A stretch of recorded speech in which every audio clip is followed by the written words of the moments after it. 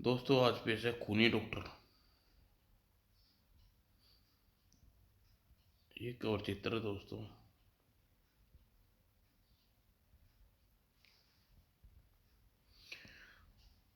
फूलकड़ी पहाड़ों के दामन में बसा एक सुंदर संपन्न कस्बा था। वहाँ अधिकांश आदिवासी शिक्षित थी आबादी शिक्षित थी। कस्बे से दूर फैली जमीनों में कृषि फार्मों के अतिरिक्त पोल्ट्री फार्म, डेयरी फार्म भी मौजूद थे। कस्बे निवासी सभ्य शिक्षित थे, इसलिए वहाँ अपराध बहुत कम होते थे। सभी लोग एक दूसरे को जानते पहचानते थे। जरूरत के समय हमेशा एक दूसरे की मदद के लिए तैयार रहते थे। कस्बा बहुत ही सुंदर था, इसलिए वहाँ पर्यटक भी आते थे, जिसके ठहरने के लिए वहाँ दो तीन होटल भी थी। लॉरेंस भी एक संपन्न और शिक्षित किसान था। उस वक्त वह अपनी पत्नी के साथ बैठा टीवी देख रहा था। बहुत अच्छा प्रोग्राम है। तभी, अरे रात के 11 बजने वाले हैं, रूबी अभी तक क्यों नहीं आई? अपनी सहेली के बर्थडे पार्टी में गई है। भाई वहाँ देर तो लगेगी ही। रूबी उसकी 16 वर्षीय पुत्री का नाम था, मगर इतनी देर तो नहीं होनी चाहिए थी। मैं उसकी सहेली को फ़ोन करता हूँ। सीमा से कहना अब वह रूबी को अकेली न भेजे, अपना कोई नौकर उसके साथ भेज दे। लॉरेंस ने फ़ोन सीमा को मिलाया। फ़ोन सीमा ने ही उठाया। जी हाँ अंकल, सीमा बोल रही हूँ। बेटी सीमा, रूबी कब विदा करोगी? अब बहुत रात हो गई है। क्या रूबी अभी तक घर नहीं पहुंची अंकल? वह तो बहुत देर पहले जा चुकी है। लॉरेंस परेशान हो उठा। कुछ देर तक सीमा की पूछताछ करता रहा, फिर फोन बंद कर दिया। क्या हुआ? रूबी तो वहाँ से 2 घंटे पहले निकल चुकी है, फिर अभी तक वहाँ यहाँ क्यों नहीं पहुँची? मुझे तो चिंता हो रही है। हो सकता है अपनी किसी दूसरी सहेली के घर चली गई हो। रूबी बहुत समझदार लड़के, इतनी रात गए किसी और और इतनी रात गए कहीं और नहीं जा सकती। मैं उसके विक्की के साथ लेकर रूबी को ढूंढने जा रहा हूँ। विक्की उनका बेटा था जो रूबी से 2 वर्ष बड़ा था। लॉरेंस विक्की को बुलाया और पूरी बात बताई और बोला, तुम जल्दी से घोड़े तैयार करो। Yes daddy. और घोड़ों पर सवार होकर रूबी की तलाश पर निकल पड़े। सीमा के घर से दो रास्ते जाते हैं डैडी। एक तो सीधा रास्ता है जो खेतों के बीच से होकर गुजरता है। दूसरा कच्चा रास्ता जो पुराने कब्रिस्तान से गुजरता है। मैं हम पहले वही किसी की तरफ चलेंगे। रूबी तो सीधा रास्ता ही पकड़ा होगा। रात के समय भला कच्चे रास्ते से कौन पर क्यों आएगी? ठीक ठीक है, पहले सीधे रास्ते पर उसे तलाश करेंगे। और रास्ते में जगह जगह रुक कर रूबी पुकारते रहे, रूबी रूबी। और कुछ देर बाद सीमा का घर आ गया डैडी, मगर रूबी नहीं मिली। तभी उनके पुकारने से पर सीमा और उसके पिता जग जग प्रवेश बाहर आ निकला और निकल आई। और जग प्रवेश और लॉरेंस बड़ी अच्छी दोस्ती थी। क्या हुआ अंकल? क्या रूबी अभी तक घर नहीं पहुंची? नहीं, वह रास्ते में भी कहीं नहीं मिली। हमने पूरा रास्ता चेक कर लिया है। फिर रूबी कहाँ गई लॉरेंस? यही तो मैं सोच रहा हूँ जग, कहीं मेरी बेटी के साथ कोई दुर्घटना ना घट गई हो। बुरी बातें मत सोचो, रूबी को कुछ नहीं हुआ होगा। मेरा विचार है कब्रिस्तान वाले रास्ते को भी चेक कर लेना चाहिए। हो सकता है रूबी ने वापसी में वही रास्ता पकड़ा हो। विक्की का विक्की ठीक कहता है मैं भी तुम लोगों के साथ चलता हूँ, चलो। जगप्रेस ने अपना घोड़ा निकाल लिया। वह तीनों जंगल की ओर चल दिए। तुम तो जानते हो जग कि रात के समय पहाड़ों में अक्सर जंगली जानवर आते हैं। मुझे डर है कहीं रूबी किसी जानवर का शिकार न बन गई हो। लेकिन यहाँ कभी ऐसी घटना नहीं घटी। जंगली जानवर खेतों को तो जरूर नुकसान पहुंचाते हैं, लेकिन उन्होंने किसी इंसान को नहीं मारा। वह कब्रिस्तान के निकट पहुंचे। कब्रिस्तान के अंदर भी देखना चाहिए। पहले उन्होंने कब्रिस्तान के बाहर से आवाज़ लगाई, रूबी रूबी कहाँ हो तुम रूबी? जब उन्हें कोई जवाब न मिला तो विक्की एक टूटी हुई कब्र पर टॉर्च का प्रकाश, वो यह क्या? डरो नहीं बिरजू, जब कवर में घुसकर बिज्जू कवर में घुसकर कवर को खा जा लाश को खा जाते हैं। अंदर चलो, कब्रिस्तान से गुजरकर हम दूसरी तरफ निकल जाएंगे। और चारों टॉर्च प्रकाश जलाते हुए कब्रिस्तान से गुजरे। कब्रिस्तान के बाहर आने के जग प्रवेश गंभीरता से बोला, लॉरेंस, रूबी के साथ जरूर कोई गड़बड़ हो गई है। मुझे पुलिस को सूचना देनी चाहिए। पता नहीं मेरी बहन कहाँ होगी। कुछ देर बाद वह पुलिस स्टेशन में प्रदीप कुमार के सामने बैठे थे और मुझे डर है कि वह किसी जंगल जानवर का शिकार न हो गई हो। आपका विचार ठीक हो सकता है मिस्टर लॉरेंस। हो सकता है कि कोई जानवर रूबी को उठाकर जंगल में ले गया हो, लेकिन मिस्टर पर जग प्रवेश की और आपके घर के बीच दोनों रास्ते पूरी तरह चेक कर चुके हो। वहाँ तुम्हारी कोई भी ऐसा चिन्ह नहीं मिला जिससे रूबी को लगे कि दुर्घटना घटी है। जंगल तो बहुत दूर है, पहाड़ों के ऊपर फैला है। हाँ, और इतने बड़े जंगल में किसी की तलाश करना आसान काम नहीं। फिर भी इस वक्त अंधेरा है। कल दिन के उजाले में हम कस्बे के कुछ लोगों के साथ लेकर रूबी की तलाश में निकलेंगे। ठीक है इंस्पेक्टर। और रात को रूबी गायब होने की खबर पूरे कस्बे में फैल गई। लॉरेंस के घर में लोगों की भीड़ एकत्रित होने लगी। मत रो बहन, खुदा का भरोसा रख, रूबी अवश्य मिल जाएगी। बू। सुबह सूरज उगते ही रूबी की तलाश में काम शुरू हो गया। मेरा विचार से दो आदमियों की टोलियां बना लेनी चाहिए और टोलियां अलग अलग दिशा में जाकर तलाश करना शुरू करो। टोलियां बनाकर सब रूबी की तलाश में निकल पड़े। विक्की के साथ कस्बे का एक और युवक दिलीप भी था। यह जंगल जरूर घना जरूर है, मगर आप तक यहाँ कोई जंगली जानवर नहीं देखा। फिर भी लोग आते डरते हैं।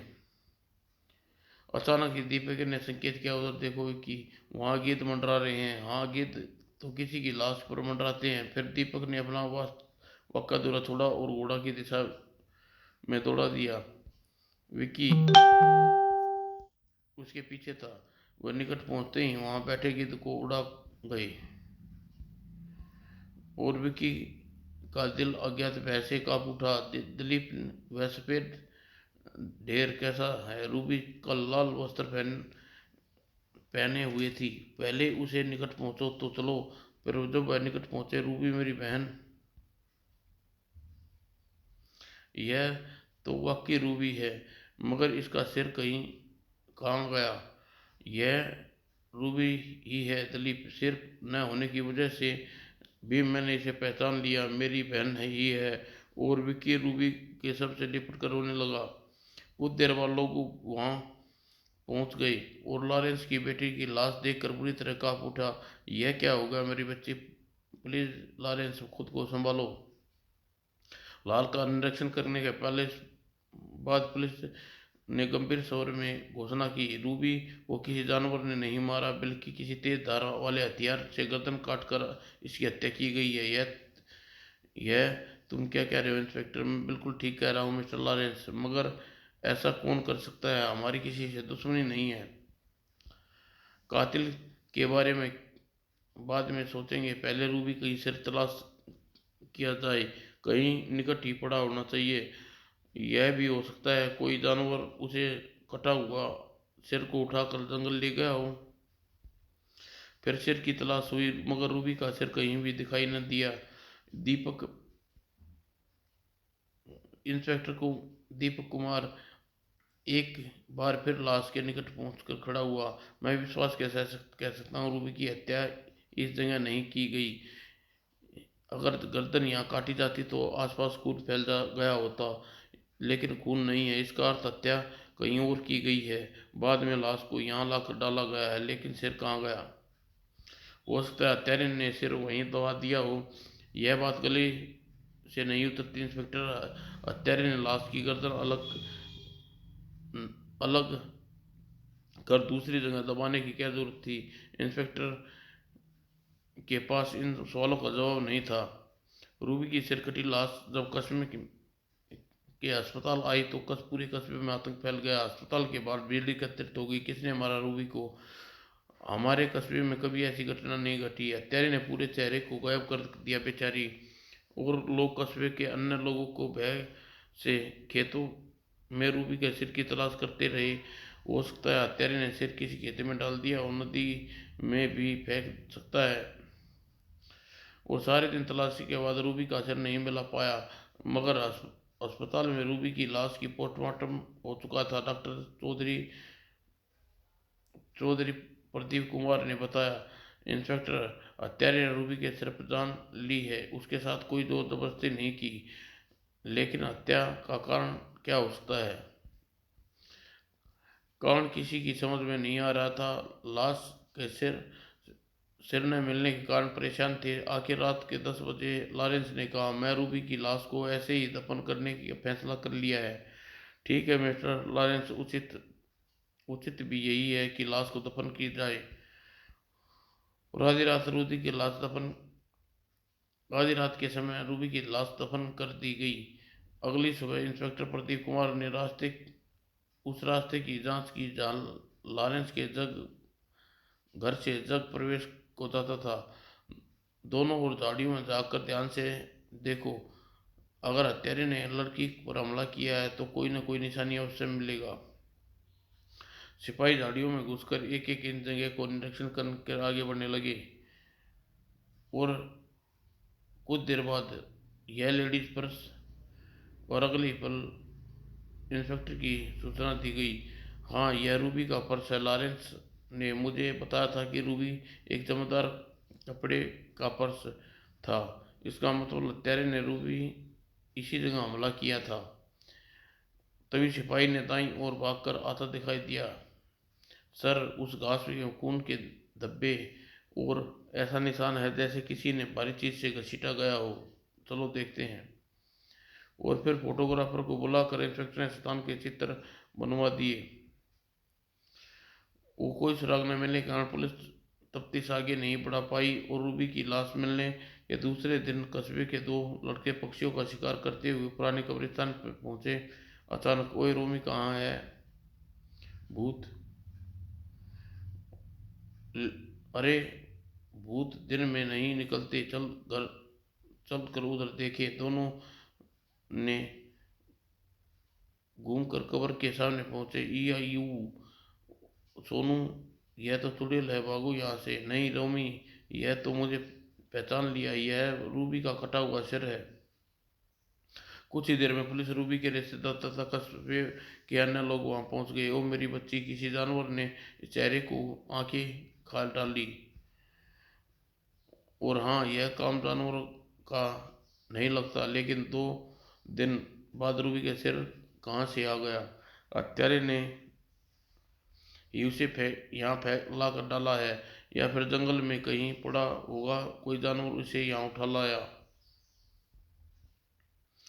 रूबी का सिर अस्पताल में लाया गया। डॉक्टर चौधरी ने उसका निरीक्षण किया। बड़ी अजीब बात है। कुछ देर बाद कोई नई बात मालूम हुई डॉक्टर? हाँ इंस्पेक्टर, लेकिन बहुत खौफनाक बात है। खौफनाक बात? यस इंस्पेक्टर, रूबी की आंखें किसी जानवर ने नहीं खाया बल्कि निकाली गई हैं। यह सुनकर लालन से तरफ उठा। नहीं, ऐसा मत कहो डॉक्टर, लेकिन सच्चाई यही है, रूबी की आंखें इंसान ने ही निकाली हैं। लेकिन क्यों? अगर कोई व्यक्ति रूबी की कत्ल करना चाहता था तो उसको इतना ही काफी था। फिर उसने रूबी की को मार दिया। उसने यह जरूरी समझा कि रूबी की गर्दन काट कर अलग कर दे और फिर उसकी आंखें निकाल कर फेंक दे। इस तरह की हरकतें केवल पागल जुनूनी हत्यारे ही करते हैं। लेकिन इस तरह की हरकत वह लोग भी करते हैं जो अपने भीतर प्रतिघृणा और प्रतिशोध की भावना रखते हैं। नहीं, यह नहीं मान सकता। मेरी बच्ची से किसी की दुश्मनी नहीं हो सकती, वह एक भोली भाली शरीफ लड़की थी। तो फिर यही कहा जा सकता है कि यह काम किसी पागल हत्यारे का है। लेकिन पागल हत्यारा हमारे कस्बे में कहाँ से आ गया? लोग काफी देर तक एक दूसरे के सवाल करते रहे, लेकिन नतीजे पर नहीं पहुंच सके। रूबी के कटा हुआ सिर उसकी कब्र पर निकट ही एक गड्ढा खोद कर दफन कर दिया गया। मेरी बच्ची सुख सुख सुख। ये घटना के 4 दिन बाद कस्बे का एक युवक जिसका नाम समीर था, शाम को अपने घर से निकला और उसे महेंद्र ने पूछा, कहाँ जा रहा है समीर? फार्म तक जा रहा हूँ डैडी, ट्रैक्टर में कुछ खराबी हो गई है, वह ठीक करनी है। यह कहकर समीर चला गया। लेकिन समीर रात के 11 बजे तक वापस न लौट आया तो उसकी छोटी बहन आशा चिंतित स्वर में पिता से कहा, डैडी भैया अभी तक लौट कर नहीं आए। जब कभी इतनी देर फार्म हाउस पर भी निक नहीं रुकते। बड़ी चिंता हो रही है, तू परेशान मत हो, मैं जाकर देख कर आता हूँ। और अगले ही पल में अंदर अपने घोड़े पर सवार होकर दौड़ता हुआ फार्म हाउस की तरफ उड़ चला।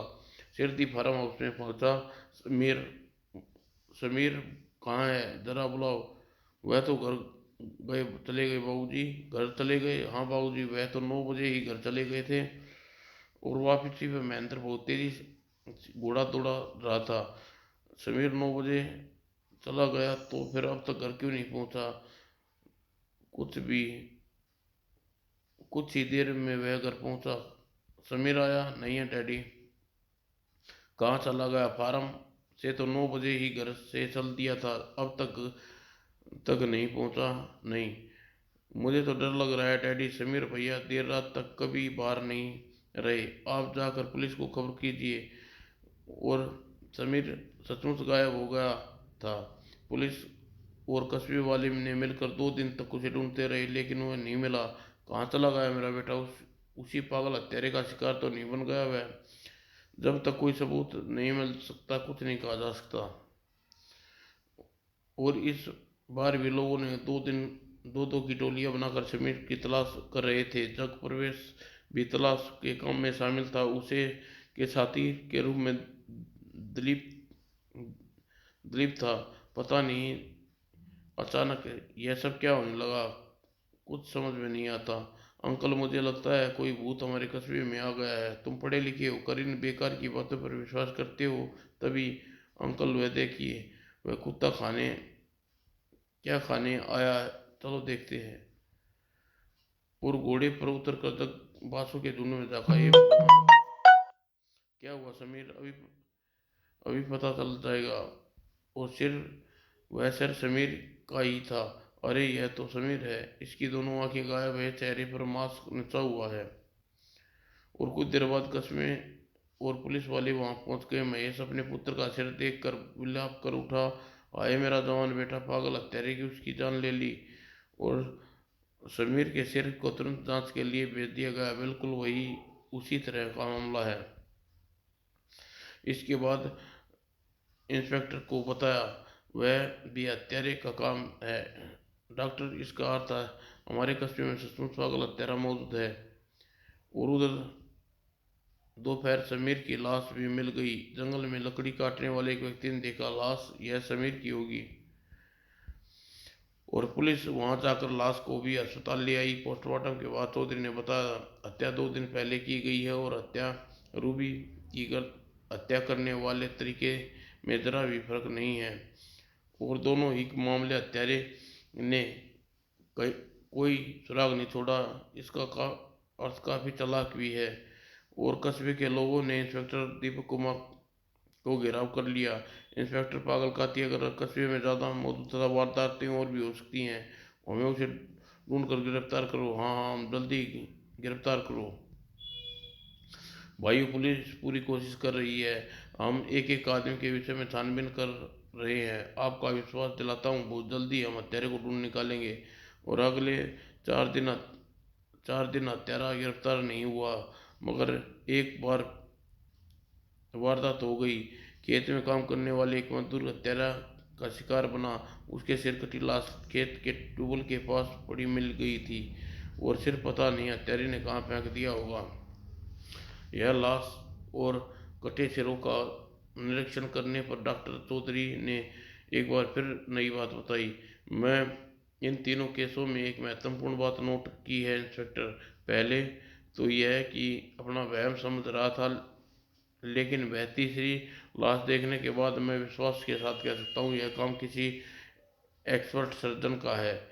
क्या यह बात आप किस बुनियाद से कह रहे हैं डॉक्टर?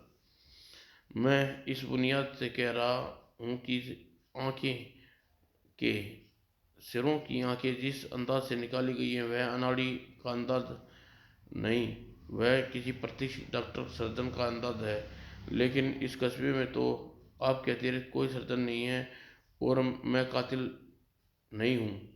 मेरा मतलब यह नहीं है डॉक्टर, आपने यह नई बात बताकर मुझे एक और उलझन में डाल दिया। अब मुझे अपनी तफ्तीश नए ढंग से आरंभ करनी होगी। अब पुलिस का हर आदमी चेक कर रही थी।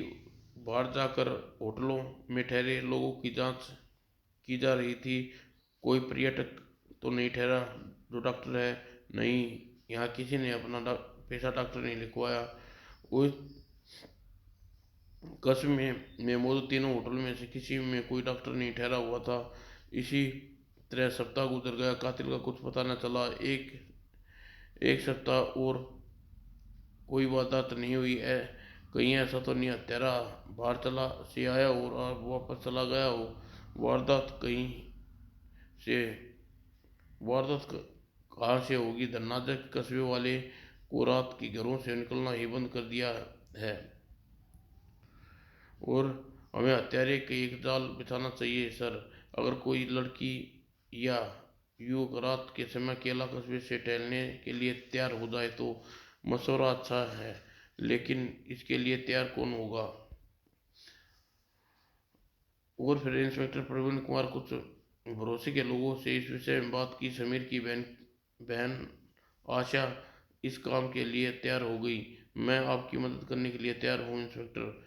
यह तू क्या कह रही है बेटी? अपना बेटा तो खो चुका हूँ मैं अपने भैया के हत्यारे को गिरफ्तार करने के लिए कुछ भी कर सकती हूँ। प्लीज डैडी, मुझे ऐसा मत मत रोकिए। आशा की इजाज़त दीजिए। आशा को इजाज़त दीजिए। महेश चंद्र जी इसकी सुरक्षा का प्रबंध करेंगे। विश्वास रखिए, हत्यारा इसे छू भी नहीं सकेगा। आशा के जिस सामने महेंद्र ने हथियार डाल दिए और इंस्पेक्टर ने उन्हें योजना समझाई। महेंद्र जी आशा क्यों महेंद्र जी, शाम होते ही आपने फार्म हाउस पर चले जाई जाएगी और रात के 10 बजे आशा घर से आपके लिए खाना लेकर फार्म हाउस के लिए अकेली जाएगी। कुछ दूरी पर रखकर आशा की निगरानी करेंगे। ठीक है इंस्पेक्टर। उसी रात 10 बजे आशा अकेली अपने घर से निकली और पैदल फार्म हाउस की चल पड़ी और खेतों से बीच होती हुई और सुरक्षित अपने फार्म हाउस में पहुंच गई। आह गई बेटी, भगवान का शुक्र है, बहुत डर गया रहा था, लेकिन मैं तो बिल्कुल नहीं डरी डैडी। और आप मुझे वापस भी जाना है। वापसी पर रास्ते में कोई विशेष बात नहीं हुई और आशा सुरक्षित अपने घर पहुंच गई थी। आज कातिल को सामने नहीं आया, लेकिन उसे सामने आने के लिए लगातार कोशिश करती रहूंगी। और तीसरी रात थी। आशा सुनसान सड़क पर अकेली जा रही थी। उस उससे 20 गज पीछे बाईं ओर झाड़ियों में इंस्पेक्टर प्रदीप उसे सहायक धनंजय कुछ सावधानी से चलते हुए पीछा कर रहे थे।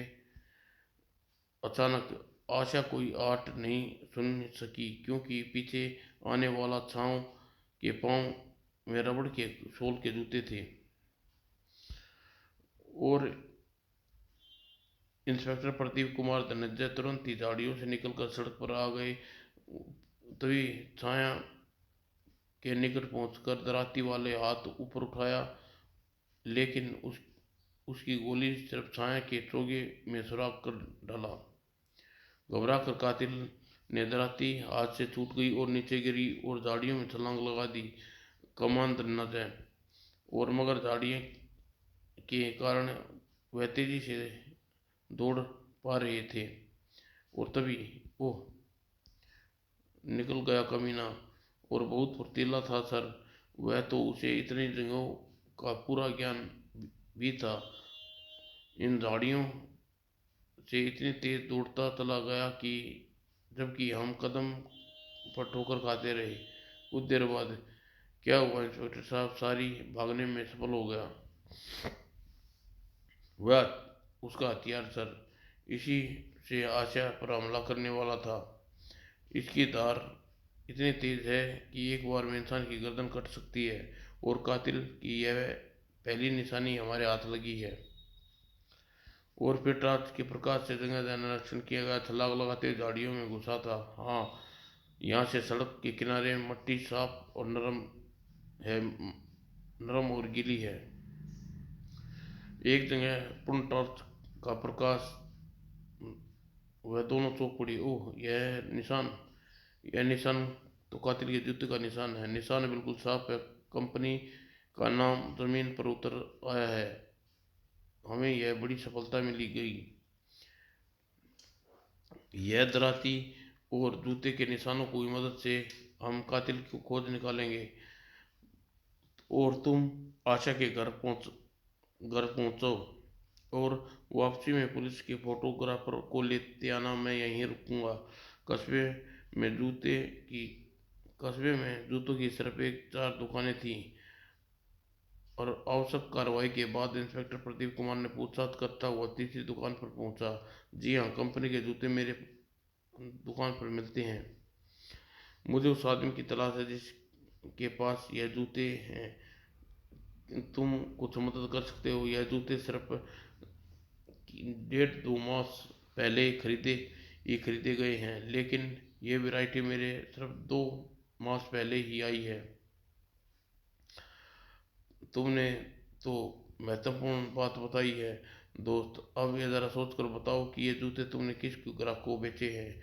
यह जूता छोटे नंबर का है और मेरे ग्राहकों में ऐसे लोगों की संख्या अधिक नहीं है जिसके पाँव छोटे हैं।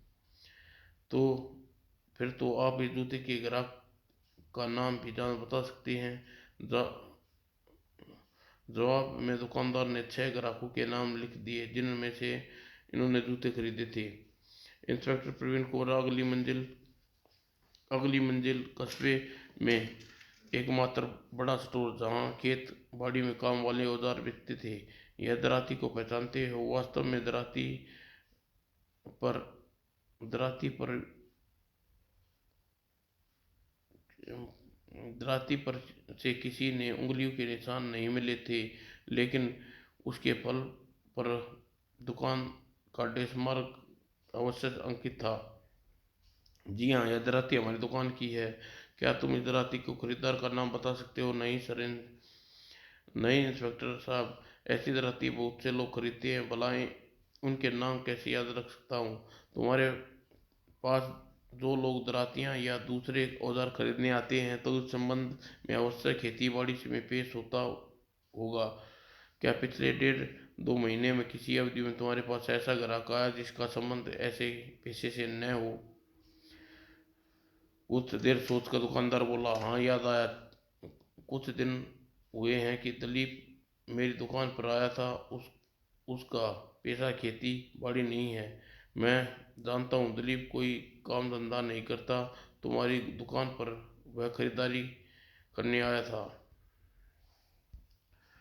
उसने दराती खरीदी थी थी मैं यह नहीं कह सकता वह दराती है या नहीं। इसका पता मैं लगा लूँगा। तुम्हें जानकारी उसके लिए धन्यवाद। पुलिस स्टेशन पर वापस पहुंचकर प्रदीप कुमार अपने सहायकों को बताया, हमें सिर्फ एक संदिग्ध का नाम मालूम हो हो सका है। वह दिलीप। जूतों की दुकान पर 6 मिले लिस्टों में यह नाम मौजूद है और दराती के एक खरीदार का नाम दिलीप भी है। दूसरी महत्वपूर्ण बात यह है कि दिलीप इन दोनों दलों का सदस्य है जिसमें रूबी और समीर की लाश का कटा हुआ सर सबसे पहले देखा था। और यह पॉइंट भी महत्वपूर्ण है कि इसमें कोई शक शक होता है कि दिलीप को पहले से मालूम हो लाश कहाँ पर है, तो फिर हमें दिलीप को थाने बुलाकर उससे पूछताछ करनी चाहिए। अभी यह उचित नहीं होगा। अभी एक ऐसा पॉइंट है जिसे निर्दोष साबित करता है कि चौधरी डॉक्टर के अनुसार आंखें निकालने वाला कातिल कोई दक्ष डॉक्टर है, जबकि दिलीप डॉक्टर नहीं है। तो क्या इस पॉइंट के आधार पर आप दिलीप को संदेह से मुक्त कर रहे हैं? नहीं, उसकी निगरानी करना चाहता हूँ। अपने जासूसों और मुखबरों को उसके पीछे लगा दो। उसकी हर हरकत की खबर मिलनी चाहिए। दलब की निगरानी शुरू होगी, जहाँ भी जाता पुलिस के जासूस उसके पीछे रहते। सारा साला सारे दिन इधर उधर घूमता रहता है और शाम को एक होटल में क्या करने जा रहा है। और 5 दिन बाद वह जासूस भी होटल 5 मिनट बाद वह होटल में पहुंचा और सीधा डिस्ट्रिक्शन काउंटर पर पुलिस। ओ, मैं जनाब क्या मदद कर सकता हूँ? अभी जो जो युग भीतर आया है वह कहाँ है? वह तो बड़े वह तो मिस्टर रस्तोगी के कमरे में गया है, अक्सर उससे मिलने आता है। रस्तोगी कौन? हमारे एक ग्राहक है जो पिछले महीने होटल में ठहरे हुए हैं। दलीप हर दूसरे तीसरे दिन उनसे मिलने आता है। और कुछ देर बाद जासूस इंस्पेक्टर प्रदीप कुमार को रिपोर्ट दे रहा था। सर, होटल हिल राइट रूम नंबर 64 में रस्तोगी नाम का पिछले 1 महीने से ठहरा हुआ है। होटल के स्टाफ ने उससे बताया कि वह एक लेखक और एकांत उपन्यास लिखने के इरादे से यहाँ आया है। उसके कमरे में बहुत ही बाहर निकलता है। दिलीप उससे हर तीसरे चौथे दिन मिलता जाता है। वह व्यक्ति रस्तोगी देहरादून से यहाँ आया है। वह पुलिस को चेक करना होगा ऐतराज धनराज। हम उसी होटल हिल साइट में जाएंगे। ठीक है सर। और कुछ देर बाद मिस्टर रस्तोगी और दरवाज़ा खुला। वो पुलिस, यह मुझे देख कर डर क्यों रहा है? मिस्टर रस्तोगी, आप हैं? जी हाँ, लेकिन आप? मुझे अंदर आने दीजिए, आपसे बात करनी है। लेकिन मैं इस वक्त कहीं जा रहा हूँ। कहीं जा रहे हैं? ओह, यह सामान बताता है कि तुम होटल छोड़कर जा रहे हो। जी हाँ, मुझे आज रात ट्रेन से वापस जा रहा हूँ। क्या दिलीप भी तुम्हारे साथ जा रहा है? कौन दिलीप? दिलीप का नाम सुनकर रस्तोगी वो जोर से चौंका। तो तुम दिलीप को नहीं जानते? खैर छोड़ो, मैंने सुना है तुम लेखक हो, यहाँ उपन्यास लिखने आ रही हो। ठीक सुना आपने।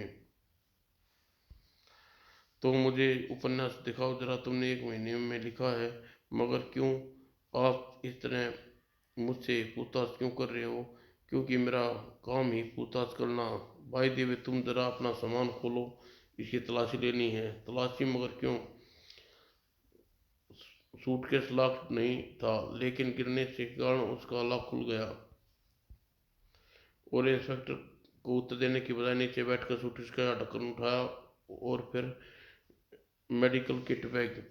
रस्तोगी का चेहरा फटाक से पीला पड़ गया और इंस्पेक्टर किट बैग को खोला। उसमें शल्य क्रिया में काम करने वाली बारीक औजार से भरे हुए थे। ओह, तो तुम देख नहीं डॉक्टर हो? नहीं नहीं नहीं तो। और इंस्पेक्टर तुरंत ही पिस्तौल बाहर निकाल लिया। Hands up. अगर मैं समझ गया हूँ कि तुम वास्तव में क्या हो।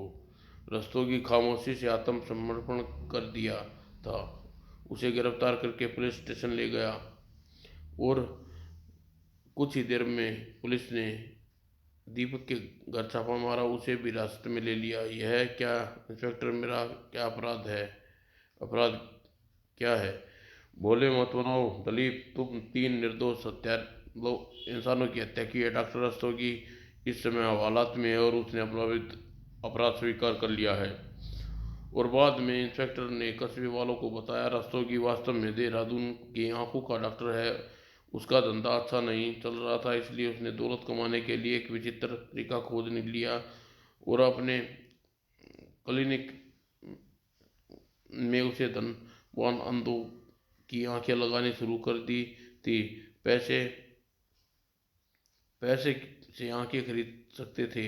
अब आंखें बाजार में तो मिलती नहीं और लोग नेत्रहीन करने के लिए उन्हें नेत्र लोगों को लोगों को लगाए जाते हैं, जिसका नंबर आता है। इसलिए रस्तोगी ने आंखें प्राप्त करने के लिए घिनौना कृत्रिम क्रूर तरीका सोच लिया। दिलीप ने उसकी पुरानी पहचान थी। उसने दिलीप को रुपयों का लालच देकर इस बात के लिए तैयार कर लिया कि जिंदा इंसानों को मार डाले, और दिलीप हत्या करने के के बाद लाश की कटी सिर लाकर डॉक्टर रस्तोगी के पास ले आता था, और डॉक्टर उसके सिर में से आंखें निकाल लेता था, और बाद में दिलीप उसे सिर को ले जाकर कहीं दूसरी जगह फेंक देता। डॉक्टर रस्तोगी के समान वह छह छह आंखों का एक द्रव में सुरक्षित रखी मिली, और उन्होंने निकाली थी। और खूनी डॉक्टर और दिलीप हमारे हवाले कर दो इंस्पेक्टर, हम अपनी उनकी बोटी बोटी नोट डालेंगे। मैं उन्हें अपने हाथों गोली मारूंगा, नहीं उन्हें कानून सजा देगा। दिलीप और रस्तोगी के रोना अपराध और कानून अवश्य उन्हें मृत्युदंड देगा। इस तरह फूलगड़ी में आरंभ हुई सुनी कथा का अंत हुआ। समाप्त दोस्तों।